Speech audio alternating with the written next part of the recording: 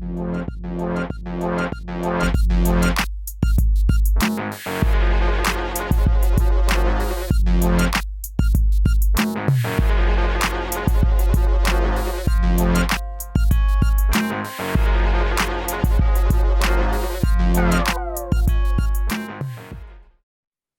us for this segment is State Representative Alyson Sullivan, representing the 7th Plymouth District. Um, I believe that district is Whitman, Abington, and East Bridgewater. Representative, good to see and talk to you again. Hi, Kevin. Good to see you and talk to you as well. First conversation of 2021. How did you get through the holidays, and how have things been treating you since being sworn in earlier this month? I think the holidays were tough on everyone, especially because of COVID and us still being in the middle of a pandemic, a global pandemic at that, and having to minimize the get togethers for families and loved ones. I know our family felt the difference, along with many throughout the communities that I represent in the Commonwealth. So holidays were good, small, very quiet, not complaining too much there, but it was nice to be able to spend some time with my immediate family, to see my niece and nephews. And swearing in was right around that corner, and we were able to do it through a Zoom call. I think it was the Google meetings we used for our swearing in, so it was definitely interesting, to say the least.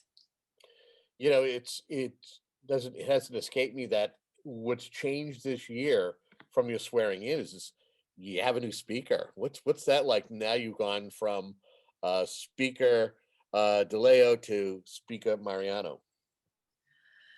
It's only been a couple of weeks into the new session. Granted, Speaker Mariano was elected at the end of last session, and then again in this session. He seems to be very much an open door policy from what I'm hearing. Unfortunately, speaking, we're not physically in the State House still, so it's more of maybe an open Zoom or an open email type of policy when dealing with priorities across our own agendas. So he seems to be that he's willing and ready to work across aisles, across party lines, and to really hit some issues this coming session. It'll be exciting to see a new speaker. Speaker DeLeo, he was there for umpteen years, and to have new leadership, it'll be interesting to see what changes will be in place going forward. How does it feel to be starting your second term? How does it feel? It feels great. I even though we had the global pandemic, my second half of my first term and really changing how our office works. And we really, really adapted, Curtis and I, and Curtis did a great job in 2020, making sure that we were accessible even in a remote type of setting.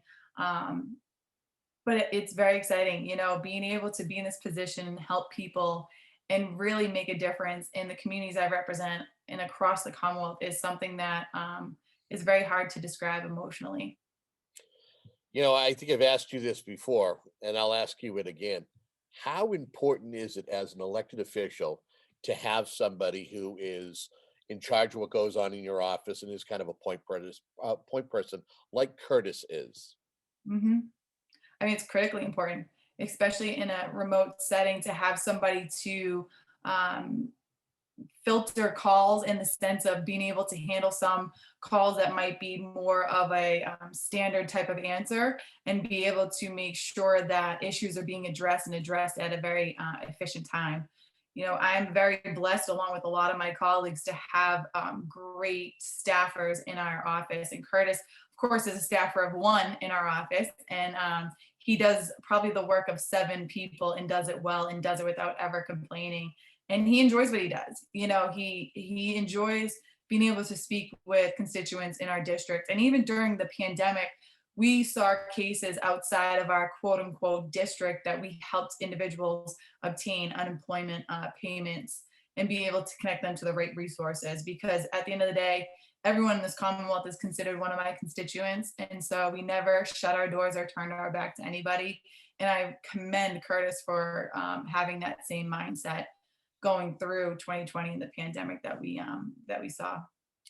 How does your vision change from last March, where it was when you tried to plan ahead, there were so many unknowns and so many uncertainties, to here we are at the beginning of 2021. There's a lot of hope on the horizon because of vaccines and knowing that Mhm. maybe we're going to actually see the light of day eventually. Yeah, I mean, in March of 2020, I think a lot of people hoped that it would be a, couple of weeks shutdown, a very short time, short period, confinement, in the sense of being able to get back to our normal day lives, right? And here we are in January of 2021, and some people still haven't been able to go back to their quote unquote normal lives. Um, so I think the hope is, the lights at the end of the tunnel, that there is light shining through, in the sense that we do have a vaccine that's been able to come out. We've been able to administer those vaccines to our first responders here in the communities and other uh, people within that phase one, right? And being able to take that step into hopefully having that light come sooner than later, and getting back to some normalcy. Curtis and I were able to attend a Girl Scout meeting. I believe it was in November, December of 2020. And the girls there, they were great, great group of girls here in Abington, and they were very much concerned with when they can get back to school. They miss being in school, and I hear that from a lot of school age children, and it's an issue that we need to kind of look at and move forward in hopes that we can get these children back into a full in school in person learning. Are you as a legislator, an elected official, satisfied with how things have been progressing, knowing that they're already kind of looking at mass inoculations, whether they're going to use Gillette Stadium or they're going to use Fenway Park? How do you feel about the whole process? Obviously, like everybody else, you hoped and wished that it would be a quicker, smoother process. But of course, we're all human, right? And this is the first time that a lot of people are dealing with something to this magnitude. I think the administration is doing the best that they can. Nobody's perfect, and we can all critique in the sense of standing where we're standing and being able to say this should have been done differently. I think it's a great improvement in the sense of having Gillette Stadium and Fenway Park be open up to a mass vaccination site. I think that's very important. I think the administration can't also lose sight with the vaccines to also have testing available. And what I've seen is a lot of issues with people unable to receive testing or adequate testing here in our communities or in the South Shore area. Massasoit was one of the kind of key places to be able to get tested, and they've been closed now for, I think it's been about 3 to 4 weeks. So the nearest, I think, site for our communities is Randolph, and that's the only one that you don't need an appointment for or a doctor's authorization. And I think we need to have way more than just one site for these communities. I think it's important, especially when the administration urges everybody to get tested as often as they can, in the sense if they're exposed to anyone positive or if they're showing any type of symptoms under the COVID symptom list. So I think it's important that we don't lose sight of having those testing available during the vaccination process. If you're just tuning in, we are speaking with the State Representative Alyson Sullivan, representing the 7th Plymouth District, and it's great to have regular conversations with the representative. And knowing that's the start of a new legislative session, the fun begins. This is your second go around as far as how the process goes.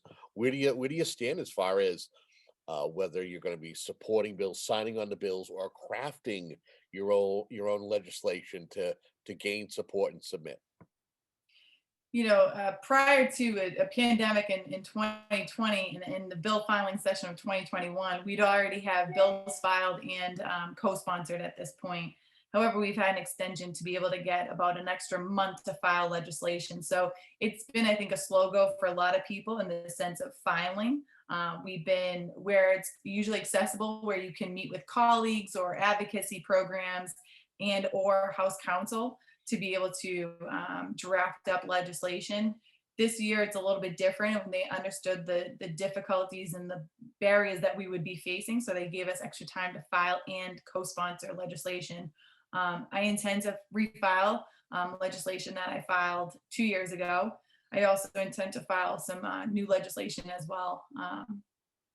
Some of the key topic points that I'm going to be looking at this legislative session is domestic violence and sexual assaults type of legislation, and how we can improve how we benefit our community around those areas. Have you had a chance to look for numbers or information as to how domestic violence, how that issue escalated, or how the numbers were during a pandemic? Is that what's leading part of your push for this measure? So a lot of my push is from my own personal experience and working now in my position and seeing the different shortfalls, if you may, boundaries that may come up, inabilities of certain resources, just because of an array of reasons. However, during a pandemic, the numbers were down. Reporting of domestic violence, reporting of sexual assaults were down, and I believe it wasn't because it wasn't happening, and most of us would be hopeful of that. It's because of survivors of domestic violence didn't feel safe enough to leave a violent home or report a violent incident or be able to seek help or shelter because it was not available during this pandemic. So seeing what we could have done differently now in 2021, looking back in 2020, and what we could have done as a Commonwealth, as a legislative body, and also an administration to go forward and improve on that, so we don't have those type of shortfalls again. What other legislation are you looking to champion this time around? So another piece of legislation that has been brought to my attention is voter identification. We're gonna be drafting up legislation that would surround a form of voter identification when you go to the polls to vote. I know that with talking with people that are, opposed it or in support of it, some of the issues is around if people can't afford to get an ID, what do we do in those situations? And I think, we can find ways, whether it be through the town halls in the communities or through the registry, to provide a free, if not low cost identification for voting purposes. And that would alleviate some issues around voter fraud or identity fraud in the voting process. Yeah, it's been. I've been hearing. It's interesting that this is something bringing forth because looking at the last election, looking at previous elections, social media is one of those things that can be the devil in the detail. We have people who are amazed that maybe someone isn't showing an ID, and not that it's not part of the process. So I like the idea that this is something that you're hoping will will gain support and become law. Mhm. I think our towns did an amazing job in Yeah. here in the Commonwealth, and they do an amazing job. And this is not an insult to their jobs and how they conduct their voting areas, right? I think the toll workers, the voting workers, they did a great job, right?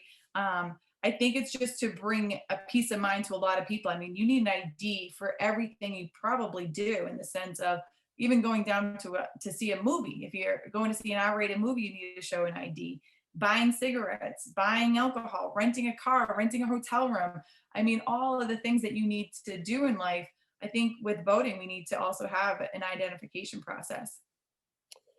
Again, we're speaking with State Representative Alyson Sullivan as we have a few more minutes speaking with her. I don't know if you did it 2 years ago when you were sworn in your first time. I don't know if you have done it this time, but have you set any kind of legislative goals for yourself where maybe they're just like little personal benchmarks within you, like, oh, I want to make sure that I do this, this, and this, and that I'm able to have this many coffee hours. Every legislator is different. Mhm. Have you done such a thing as far as setting goals?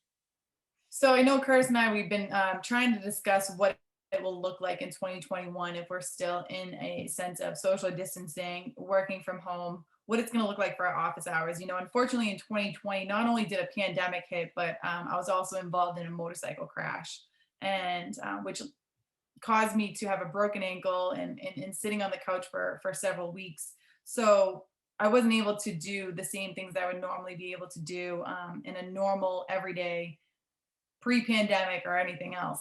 So we're trying to find ways to be more accessible. I know we've been accessible in the sense of answering emails, answering phone calls, answering text messages, answering Facebook messages, social media, but being able to have, whether it be a Zoom, a monthly Zoom meeting for each town where people can come in and join in and ask questions, or if they have concerns or issues. I know one of my priorities is to make sure we're more available in that sense, right, to the constituents. I also think that this year it's going to be very important for me to connect with the different town leaderships and to make sure we're having active conversations leading up to a budget debate or different issues here in the district in facing each independent town. So that's definitely another thing that I think is very important that we continue. As we wrap up, I want to give you an opportunity. Anything we haven't touched upon during our conversation, but you at least want to take a moment to kind of touch upon? Yeah, so I do just want to say a quick shout out to Bemis Drug and the Cox family. It's very sad that they are closing their doors for good.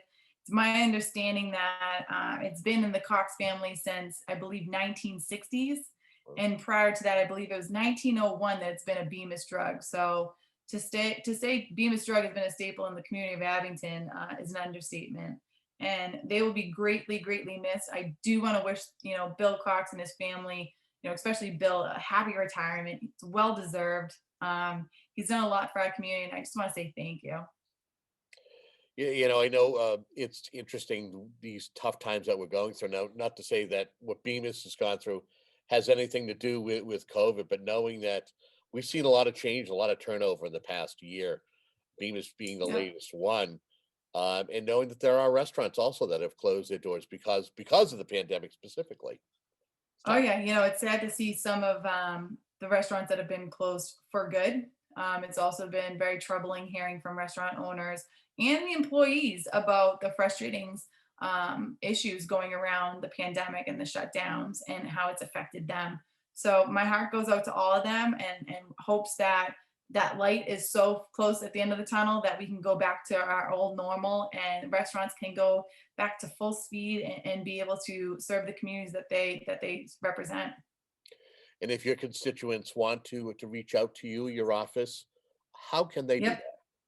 The best way at this point right now for us is email is the most effective way to get in contact with us. And that my email is ALYSON, so Allison.Sullivan, SULLIVAN at mahouse.gov.